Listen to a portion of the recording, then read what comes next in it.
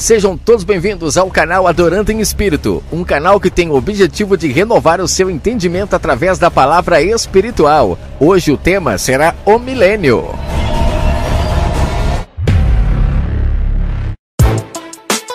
Muito obrigado a todos os irmãos que têm acompanhado os áudios do canal Adorando em Espírito. Que o Pai possa abençoar a vida de todos. A mensagem de hoje é sobre o milênio. Eu tenho certeza que será muito interessante você ouvir esse áudio.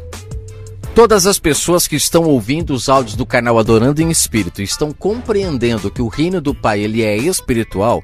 Todas essas pessoas elas vão somando para que em breve o sistema religioso perca toda a sua força. Eu sei, é claro, que existem muitas pessoas nos 4 cantos da terra que estão fazendo esse mesmo trabalho.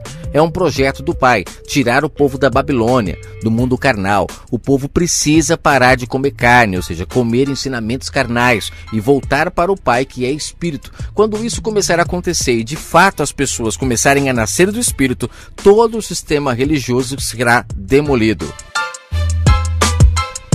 Essa mensagem sobre o milênio, ela é muito interessante. Eu gostaria que você redobrasse a sua atenção, pois ela vai contra tudo que o sistema religioso disse sobre isso. Temos que ficar atento com o sistema religioso. Muitas pessoas estão saindo do sistema e ainda estão apegados a mentiras que o sistema ensinou. É necessário duvidar de tudo o que eles falam, porque o sistema religioso ele é cúmplice do anticristo. E você vai entender agora, neste áudio sobre a questão do milênio, que eles mentem, que ainda está por vir o milênio, quando na verdade o milênio já aconteceu. E você entenderá isso de forma muito clara neste áudio. Não desligue, ouça até o fim para que o seu entendimento se abra. Eu confesso aos irmãos que quando entendi isso, fiquei chocado, porque é muito contraditório ao que a gente aprende a vida toda. Mas nós não podemos barrar o nosso entendimento. É o que muitos fazem. Muitas pessoas elas barram o entendimento. Elas não acreditam que a verdade do Pai é tão diferente da verdade dos homens. E eu gostaria que agora você ouvisse o que eu vou dizer. Não barre o seu entendimento. Analise tudo o que eu vou falar. A passagem sobre o milênio, ela está descrita em Apocalipse, no capítulo 20. Logo no primeiro verso, já começa falando sobre o milênio. Diz assim: E vi descer do céu um anjo, que tinha a chave do abismo, e uma grande cadeia na sua mão. Ele prendeu o dragão, a antiga serpente, que é o diabo, Satanás, amarrou-o por 1000 anos e lançou-o no abismo, e ali o encerrou. Pôs um selo sobre ele, para que não mais enganasse as nações, até que os 1000 anos se acabassem. E depois importava que fosse solto novamente por um pouco de tempo. Por enquanto, vamos ler só esses 3 versos para depois continuarmos. Analise comigo. O livro Bíblia, ele foi escrito de uma maneira que, se não for o Espírito do Pai para dar discernimento e colocar em ordem a história, nós não conseguimos entender em que momento as coisas estão acontecendo. Parece que pegaram as escrituras, os pergaminhos, pegaram os livros lá em branco, as folhas, jogaram nela ali toda a escritura e não se preocuparam em colocar na ordem, não. Até porque parece que foi de propósito o fato de não se colocar na ordem para que as pessoas fiquem presas realmente na mão desses falsos profetas. Homens que se utilizariam desses livros hoje, chamado Bíblia, para escravizar as pessoas. Porque aí cada um cria a sua forma de pensar, cada um explica de um jeito e nisso cria-se muitas religiões. Ou também existe o fato de que quem compilou, quem escreveu, por não ser espiritual, com certeza não sabia nem o que estava escrevendo. Aí, é claro, não consegue se colocar na ordem.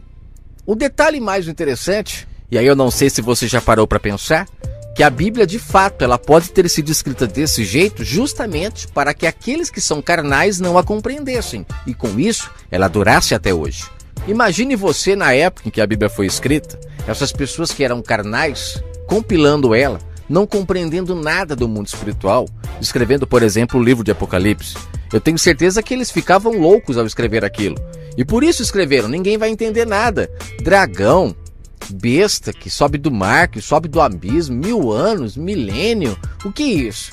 não entendendo nada, escreveram: mas o Pai, na época certa, abriria os olhos espirituais daqueles que de fato ainda não estavam mortos pela besta, e esses começariam a enxergar os planos do Pai através deste livro, deste pavio que fumega, quase apagando. Eles tiraram quase toda a verdade, ficou meio morto o livro. A verdade do Pai ficou quase morta nesse livro, mas é esta verdade que pouco se dá esperanças de vida. É essa palavra que está dando os últimos suspiros e abrindo os olhos, os ouvidos e também tirando todas as algemas das pessoas que estavam amarradas pela besta, pelo sistema, para calá-los. Hoje o Pai tem aberto todo o entendimento dessas pessoas para ir e anunciar a verdade do Pai espiritual. E aqueles que estão ouvindo estão se salvando. Vamos lá. No livro de Apocalipse, no capítulo 20, ele começa falando de um anjo que desceu do céu, e esse anjo ele tinha uma chave. Essa chave, ela abriu um abismo imenso, e nesse abismo, esse anjo lançaria dentro dele o dragão, antiga serpente, também conhecido como diabo ou Satanás.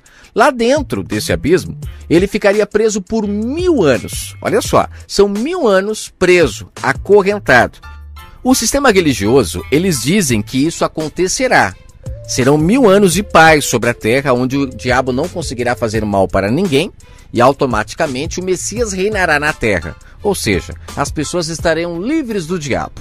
O primeiro ponto interessante é a questão quando ele fala dragão, a antiga serpente. Por que dragão, a antiga serpente? Significa que a serpente, ela cresceu, ela evoluiu, ela ganhou força. Ela começou pequenininha, se opondo às verdades do Criador, só que com o passar do tempo ela foi ganhando força, ela foi adquirindo mais poder, e com o passar do tempo ela se tornou um dragão muito grande, capaz de enganar o maior número de pessoas do que uma serpente enganaria. Mas o texto é claro, não é porque ela deixou de ser uma serpente para se tornar um dragão que ela não continua sendo o diabo ou Satanás. No caso, um opositor à verdade do Pai, porque a palavra diabo e Satanás significam opositor à verdade. Até aqui já fica muito claro que quando diz dragão, antiga serpente, está se referindo a uma mentira que ganhou força, a um poder que começou pequenininho, mas foi ganhando poder, ao ponto de se tornar um dragão gigante, capaz de enganar uma quantidade de pessoas muito maior. No canal Adorando em Espírito tem um áudio sobre a questão do porquê que o Messias veio ao mundo. Este é um detalhe muito importante para desvendar, ou seja, para consertar esse quebra-cabeça, porque na verdade virou um quebra-cabeça. É interessante entendermos o porquê que o Messias veio ao mundo. Quando nós entendemos que antes do Messias estar no mundo, a besta já operava, ou seja, ela já enganava as pessoas, essas serpentes que aqui está se referindo, esse diabo, que começou serpente e depois se tornou um dragão, ele já existia antes do Messias vir. Já enganava o povo em grande escala. Muitas pessoas eram enganadas por essas antigas serpentes. Serpentes que começaram a enganar o povo lá no Éden. É claro que você precisa entender que este Éden, ele pode não ser literal, o início do mundo.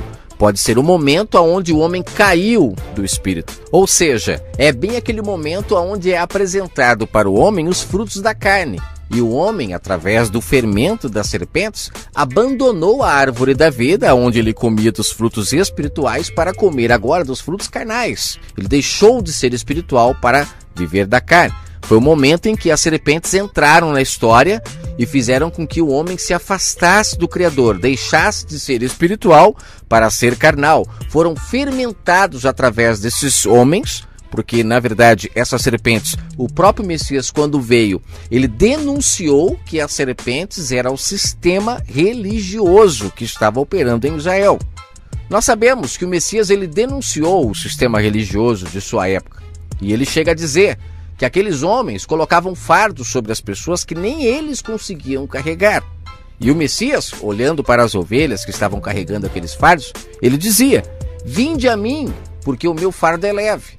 O fardo desses homens é muito pesado, mas o meu é leve, porque o do Messias é espiritual, não é carnal.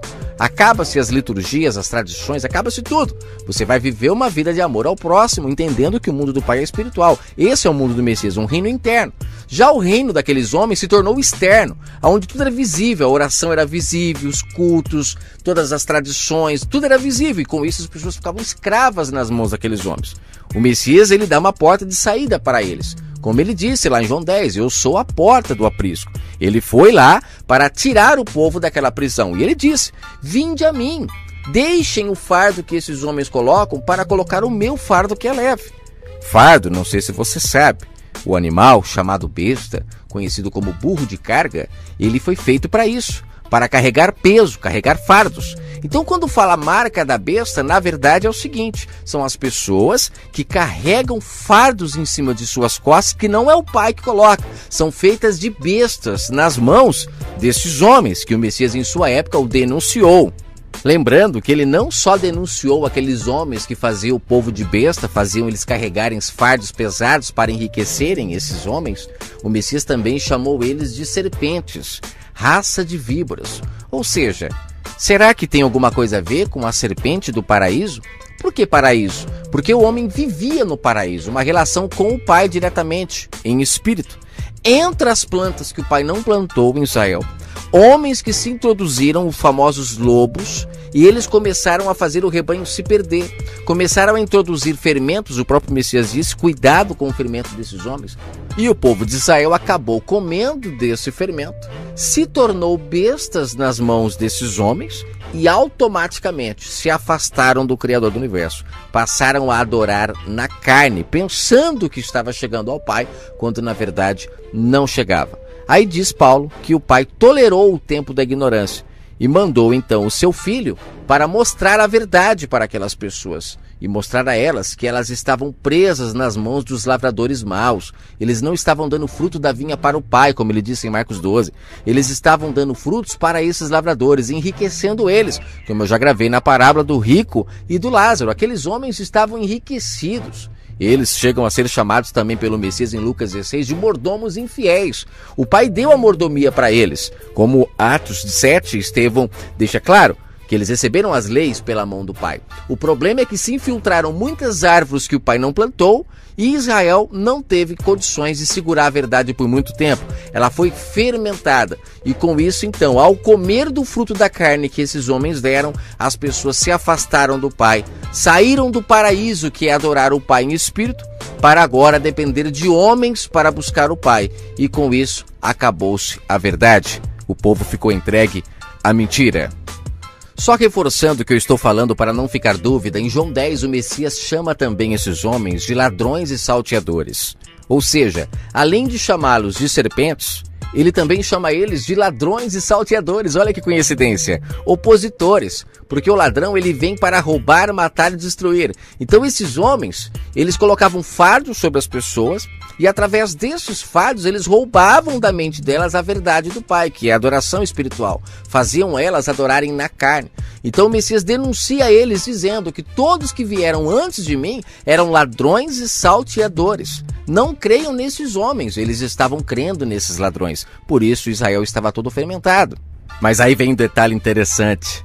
O Messias disse em João 10, no verso 16, que após aquele momento todo, quando ele morresse e as ovelhas de fora do aprisco se unissem com as de dentro, ou seja, os gentios fossem enxertados na videira, que era ele, né? E houvesse um povo, apenas um povo espiritual para buscá-lo, não existiria outro pastor. Ele disse no verso 16 que existiria um pastor e um rebanho, ou seja, ele como cabeça do corpo, e as pessoas seguindo as suas palavras, porque a ordem vem da cabeça. Ele, quando veio, ele disse o que devia dizer, apesar de que na Bíblia não está escrito tudo. Mas o Pai, abrindo o entendimento espiritual das pessoas, ele completa aquilo que na Bíblia não está escrito. Isso é fato. O detalhe é necessário as pessoas buscarem em espírito e ter uma única cabeça sobre o corpo, que é a mente de Cristo e não a mente de outros homens. Porque o Messias, em Marcos 12, ele deixa claro que esses lavradores maus, após matarem ele para viver da sua herança, eles iriam lucrar, continuar lucrando com as pessoas. Ou seja, são os lobos que ainda iriam se infiltrar. A antiga serpente, ela não se daria por vencido. E aí entra o detalhe que nós começamos a falar em Apocalipse 20. É necessário entender o processo da história. Está escrito em Apocalipse 13 que a besta foi ferida na cabeça. Quem a feriu? O Messias. A besta que enganava as pessoas antes da vinda do Messias, inclusive lá em Ezequiel 8, Ezequiel 9, você pode ler. O Pai manda Ezequiel selar as pessoas que não haviam ainda se corrompido com a abominação que estava sobre a terra, porque Israel foi fermentada. O povo gentil, a adoração que o povo gentil fazia aos seus ídolos, aos seus deuses, entrou em Israel através das Babilônias, que eles foram presos diversas vezes. E eles aprenderam a adorar os ídolos dos gentios. Inclusive o povo que foi morar em Samaria, é claro o texto lá em 2 Reis, a partir do capítulo 17, que eles são apresentados a eles diversos deuses dos gentios para eles. Por isso que o povo judeu não se contaminava, ou seja, não se misturava com os samaritanos, porque eles achavam que os samaritanos estavam contaminados. E na verdade os judeus também estavam, porque lá em Ezequiel deixa claro que no templo de Israel eles estavam adorando o Deus Tamuz, o Deus Sol, eles estavam reverenciando o Deus Sol. Leia Ezequiel capítulo 8, e no capítulo 9 o pai manda Ezequiel selar o povo, ou seja, separar um povo que não havia se corrompido com aquela marca da besta que estava ocorrendo em Israel já naquela época. A gente aprende no sistema religioso que a marca da besta ainda virá, quando na verdade não, a marca da besta ela já estava antes de o Messias vir à terra. O Messias vem, ele fere a besta na cabeça, ele abre o entendimento das pessoas sobre o mundo espiritual, como eu já falei em vários áudios, a questão da mulher samaritana, Zaqueu e tantos outros que abriram o entendimento para o mundo espiritual. Ele começa a selar as pessoas na verdade do Pai. E com isso, as pessoas começam a se afastar do sistema religioso. E aí entra a questão de Apocalipse 20. Eu falei que está tudo fora de ordem cronológica, mas entenda, o Messias, quando ele vem, ele fala uma coisa que deixa toda a mente esclarecida sobre a questão de o diabo já ter sido amarrado, ou seja, o inimigo já ter sido amarrado por 1000 anos na época em que ele esteve na terra. E quem foi esse anjo que amarrou Satanás, o diabo, a antiga serpente? O próprio Messias. Ele amarrou. E eu vou ler o texto para que você não fique com nenhuma dúvida. Marcos capítulo 3, verso 22. E os escribas que tinham descido de Jerusalém diziam: este homem tem Beelzebu, é pelo príncipe dos demônios que ele expulsa os demônios. Verso 23. Chamando-os a si, disse-lhes o Messias uma parábola: como pode Satanás expulsar Satanás? Se um reino se dividir contra si mesmo, tal reino não pode subsistir. E se uma casa se dividir contra si mesma, tal casa não pode subsistir. Se Satanás se levanta contra si mesmo e for dividido, não pode subsistir. Ou seja, antes ele vai ter um seu fim. Verso 27. Ninguém pode roubar os bens do valente, entrando-lhe em sua casa, se primeiro não amarrar o valente. Após amarrar o valente, então entra e rouba a sua casa. Lembrando, quando ele fala roubar a sua casa aqui, não é no sentido pejorativo, no sentido negativo. Ele está querendo dizer que a casa aqui era Israel. Israel havia se tornado casa de demônios. O povo estava totalmente... Quando fala demônios, não pense nesses espíritos malignos. Pense no sentido de povos que estavam fazendo as coisas ao contrário do que o pai disse que era para fazer. Eles estavam fermentados. E todo aquele que faz ao contrário do que o pai disse que era para fazer são considerados demônios. Porque demônio é todo aquele que se opõe, é opositor à verdade, está fazendo ao contrário, é a apostasia, você entende? Então o povo de Israel, eles estavam totalmente fermentados por aqueles homens, eles estavam enganados. Então quando o Messias fala sobre amarrar o valente para entrar em sua casa, ele está dizendo, eu para vir aqui e fazer isso que eu estou fazendo, eu não estou aqui brincando e nem competindo com ninguém. Eu amarrei o inimigo antes de vir na sua casa. Então significa aqui que o Messias, ele amarrou o inimigo, as obras infrutíferas, ele amarrou para que ele pudesse então ali naquele momento fazer o seu trabalho, sem ser atrapalhado por nenhum espírito imundo que pudesse tentar atrapalhá-lo. Então ali ele já aprisionou, ele jogou no abismo Satanás, a antiga serpente, ele acabou com ela ali naquele momento. Só que aí você me pergunta, mas não são 1000 anos? Exatamente. Lembra sobre o áudio do dízimo? Por isso que é interessante ouvir todos os áudios do canal, porque o pai está dando entendimento, mas não dá para gravar um áudio inteiro, senão vai ficar 10 horas falando para colocar tudo em ordem. É necessário você ouvir outros áudios. Tem o áudio sobre o dízimo, parte 1, parte 2, que o Messias, ele é o dízimo do pai, ele é a água que cai sobre a plantação que somos nós. Por isso que Israel era chamado de lavoura. Cai sobre a lavoura, que era Israel. E aqueles que dessem frutos, ou seja, dar fruto é nascer do Espírito, aqueles que dessem fruto, o Pai então aceitaria o seu fruto. Agora, aqueles que não dessem fruto seriam lançados fora. É como ele diz na parábola lá da videira, em João 15. Aquele que der fruto, meu pai poda para que dê mais fruto. Mas aquele que não dá, o meu pai corta fora, lança fora. Ele não aceita a árvore que não dá fruto. E em Israel, houve muitas árvores que não deram fruto, mesmo recebendo a chuva, que eram as palavras do Messias. O próprio Messias dizia, vós já estáis limpos pela palavra que eu vos tenho falado. Então ele é a chuva, é a palavra do Pai que cai sobre a plantação. Por isso que o Messias lá em Mateus 23, ele falava para o povo, vós tende por pai o diabo, né? Só existe um pai. Ali ele está dizendo o seguinte, que aqueles homens, eles estavam tão fermentados, mas tão fermentados, que eles já estavam órfãos aos olhos do Pai. Eles acreditavam que estavam buscando o Criador do Universo, mas na verdade eles não estavam buscando mais Ele. O Messias mesmo diz, eu vim para que creiam que só existe um Pai, um Mestre. E ele diz em Mateus 23 e também em João 17.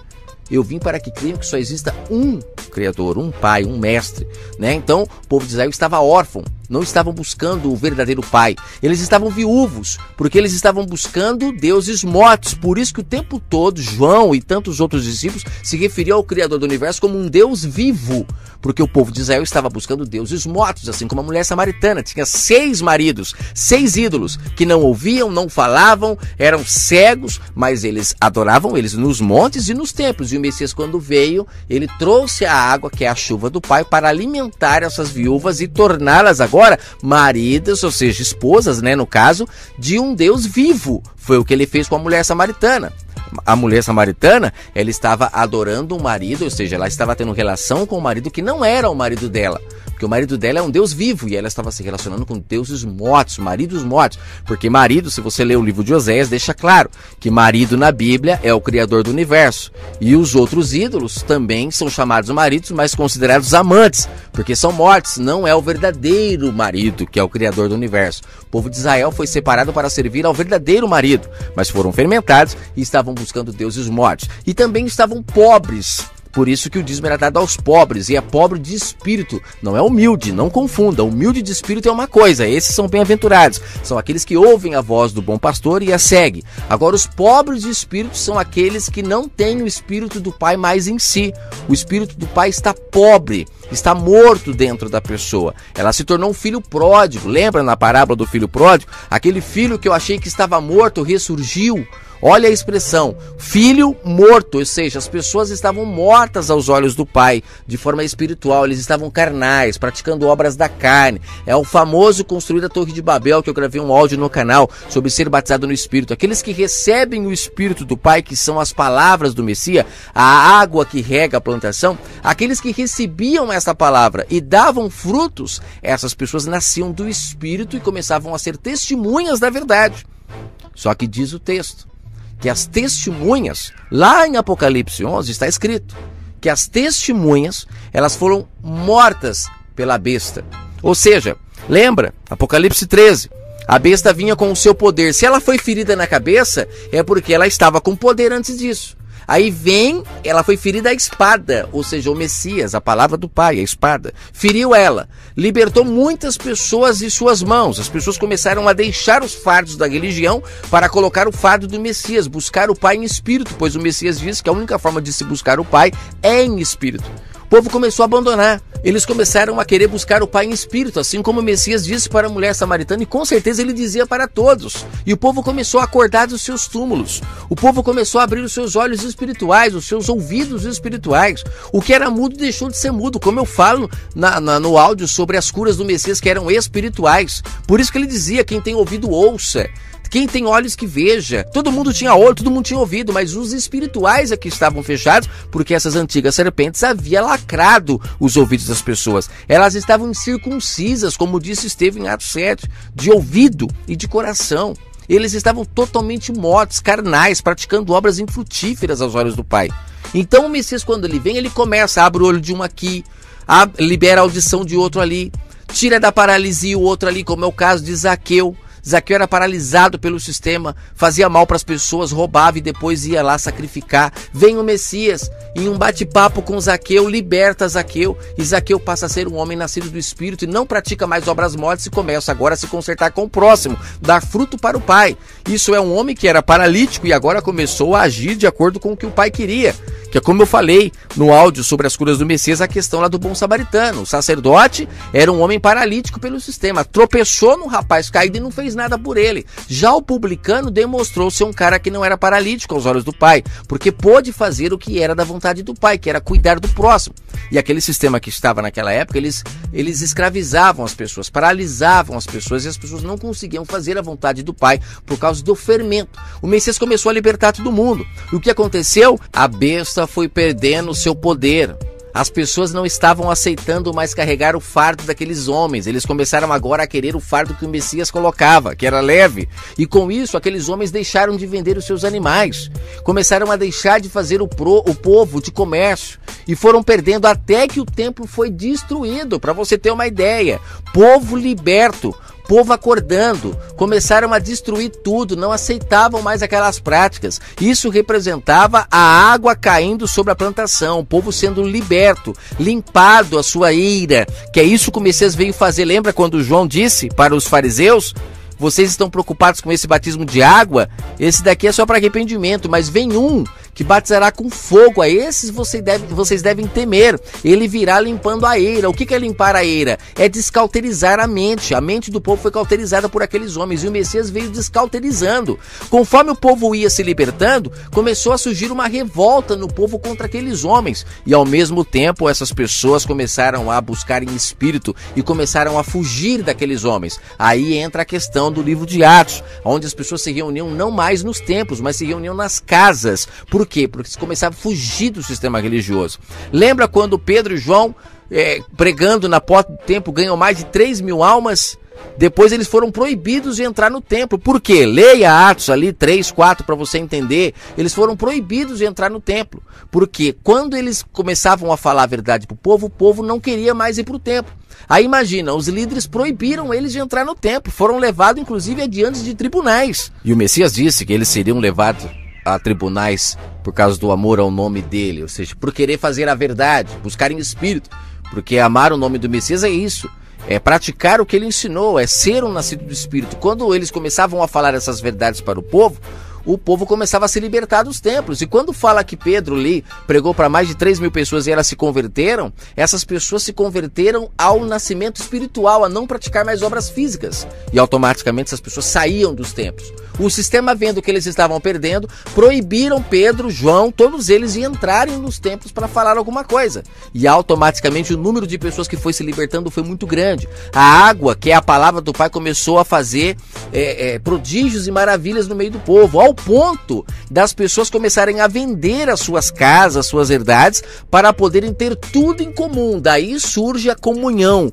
Quando diz a palavra comunhão, é disso, todo mundo ter tudo em comum. O povo em Atos lá começaram a vender tudo, até que surgem Ananias e Safiras corrompidos pelo sistema e não aceitam aquilo. Ou seja, provando que já entrou ali o fermento novamente dos fariseus, que com certeza fizeram a cabeça daquelas duas pessoas a não aderirem àquilo, a não ter aquele tipo de comunhão, com certeza alegando que o pai não aceitava aquilo. Já começou ali a besta a começar a demonstrar o seu poder novamente para manter o povo na carne. Mas a palavra do Pai começou a se propagar, muita gente aceitando, muita gente se libertando. E este tempo durou 1000 anos. Então vem o Messias, fala a verdade, fere a besta na cabeça, liberta muitas pessoas. Essas pessoas libertas começam a pregar a outras e vão aumentando o número de pessoas. Inclusive está escrito que o Messias, quando ressuscitou, muitas pessoas que estavam mortas ressuscitaram também, levantaram dos seus túmulos. As pessoas pensam que é fisicamente. Não, porque está escrito que a todos é dado o direito de morrer apenas uma vez. O Pai ressuscita as pessoas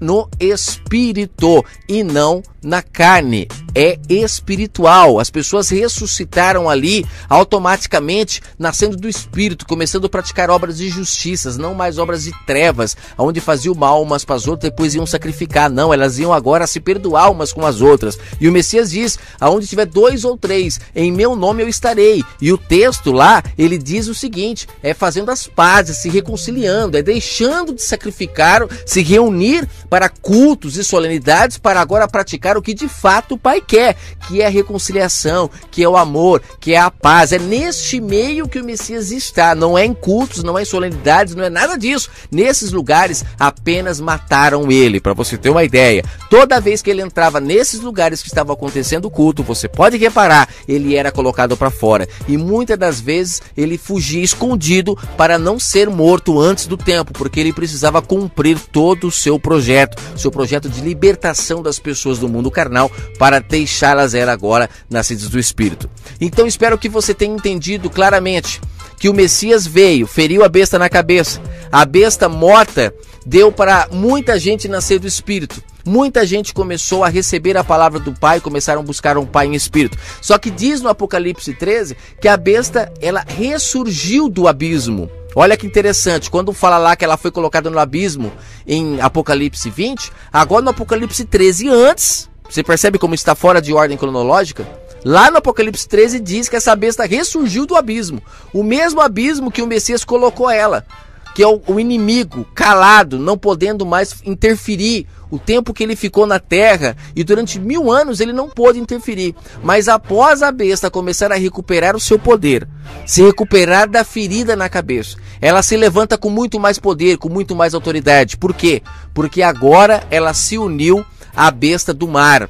E você vai entender isso no áudio que eu vou gravar sobre a besta, para você ficar claro na sua mente essa questão. Que a besta que foi ferida na cabeça era a besta que estava operando em Israel, a besta da terra. Só que aí ela se uniu com a besta do mar e automaticamente ficou poderosíssima. E o mundo todo seguiu a besta, aceitando a sua marca e também a marca na testa e na mão, que é espiritual, não é físico, como o sistema religioso diz que ainda vai acontecer. Não, lá no livro de Ezequiel, leia, desde lá o povo já era selado na marca da besta. E o povo que não aceitava a marca da besta, o Pai selava com o seu espírito, com o seu entendimento da verdade, fazendo com que as pessoas ficassem separadas.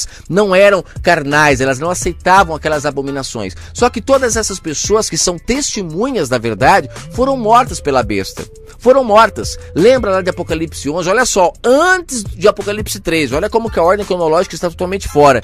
Lá no Apocalipse 11 fala das 2 testemunhas que foi morta pela besta.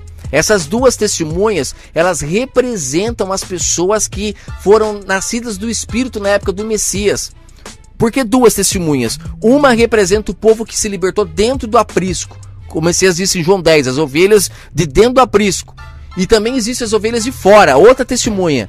Elas se uniriam as 2 para lutar contra a besta.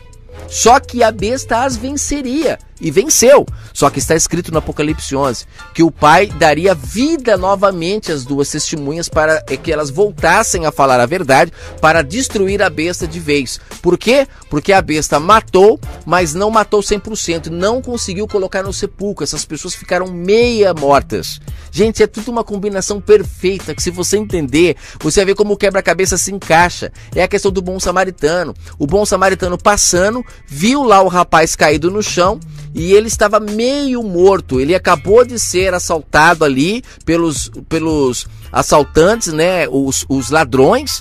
E eles deixaram ele meio morto no caminho. Esse rapaz que estava caído ali representa essa testemunha. Essa testemunha que era a testemunha do pai.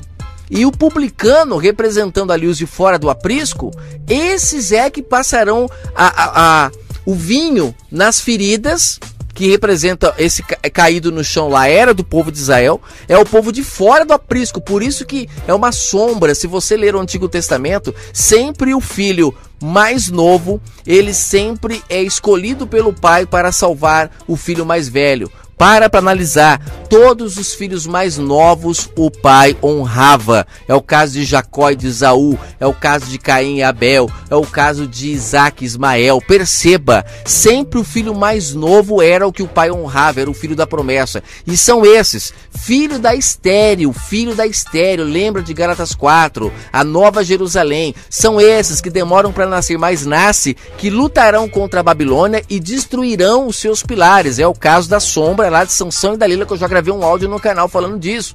Mesmo cegos, porque nós fomos cegados pela Babilônia, mesmo cegos, quase mortos, nós somos testemunhas do Pai que estão se levantando e que estão falando a verdade para destruir novamente essa besta que se levantou depois de ter sido ferida pelo Messias. Ela ficou 1000 anos presa, mas depois se levantou, matou todo mundo, começou a anunciar a mentira. Pegaram agora o Deus que surgiu do mar, que é o Deus da Babilônia, juntaram com a herança do Messias e fizeram um ídolo.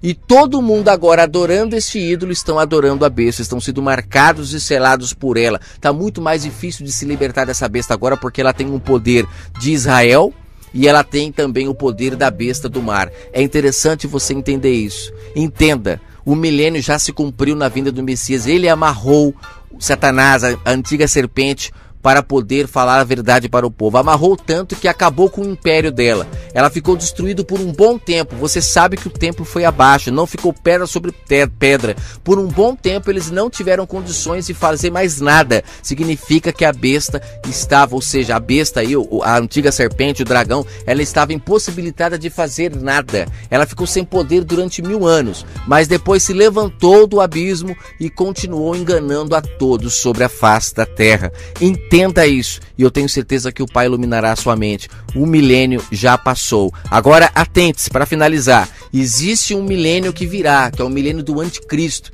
Fique atento. O sistema religioso defende esse milênio que vem vindo, porque nesse milênio quem imperará é o anticristo. É um Deus, ou seja, um homem que se colocará como sendo Deus para se cumprir de forma física, carnal, o que está escrito em 2 Tessalonicenses capítulo 2. Embora isso já aconteça na mente das pessoas, o anticristo já está na terra dominando a mente das pessoas, mantendo elas na carne, porque quanto mais carnal o povo for, vai ser melhor para ele dominar. Ele não consegue dominar nascidos do Espírito. Os nascidos do Espírito não caem nisso. Os nascidos do Espírito sabem que a chuva que tinha que regar a terra já regou, já trouxe a sua verdade, mas infelizmente a besta calou a verdade dele para prevalecer a mentira.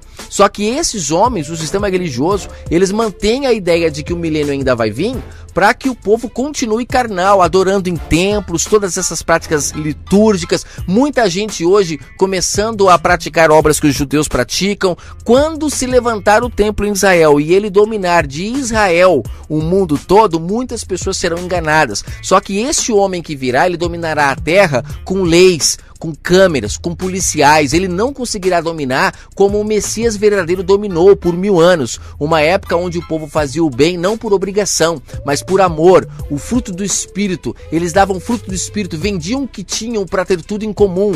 Isso é nascer do Espírito, isso é receber a chuva do Pai, isso é de fato ser dominado pela cabeça, pelo Messias. Quando fala que ele dominaria o mundo de Israel, não é essa Israel física. Essa Israel física, ela já perdeu todo o seu trono. O Messias, ele deixou essa Israel física no altar para se casar com a Israel espiritual. A Israel física estava contaminado com os seus deuses e o Messias abandonou para buscar os verdadeiros adoradores que adoram em espírito. Essa Israel física, esqueça eles, são passado, são carnais, não coma do fermento que eles dão. Busque o verdadeiro Pai que opera diretamente do seu trono na Israel celestial, na Jerusalém celestial. Ela não é visível a olhos humanos. Não tente ver para crer. A nova Jerusalém do Pai, ela é invisível aos olhos humanos. Só quem tem olhos espirituais é que vê. E de lá ele domina os nascidos do Espírito. Mas aqueles que são carnais, infelizmente, mesmo que fossem escolhidos pelo Pai, serão enganados por esse homem que virá e dominará a terra em 1 milênio, aonde existirá uma falsa paz sobre a terra. A verdadeira paz o Messias já trouxe há 2000 anos atrás. Infelizmente o calaram, o mataram. Durou por mais um bom tempo a sua verdade, mas foi afundada novamente pela besta, porque ela se levantou. Mas tudo é um projeto do Pai, para que de verdade os ouros sejam lapidados, e aqueles que é palha, ferro, bronze serão queimados e lançados no mar de tormento e de esquecimento, ou seja, a morte eterna. Que o Pai possa falar com todos através deste áudio sobre o milênio. E entenda, estamos vivendo agora a época da volta do Messias no entendimento de muitas pessoas, e aqueles que aceitarem encontrarão a verdade do nosso Criador do Universo. Fiquem todos com o eterno Criador e até a próxima.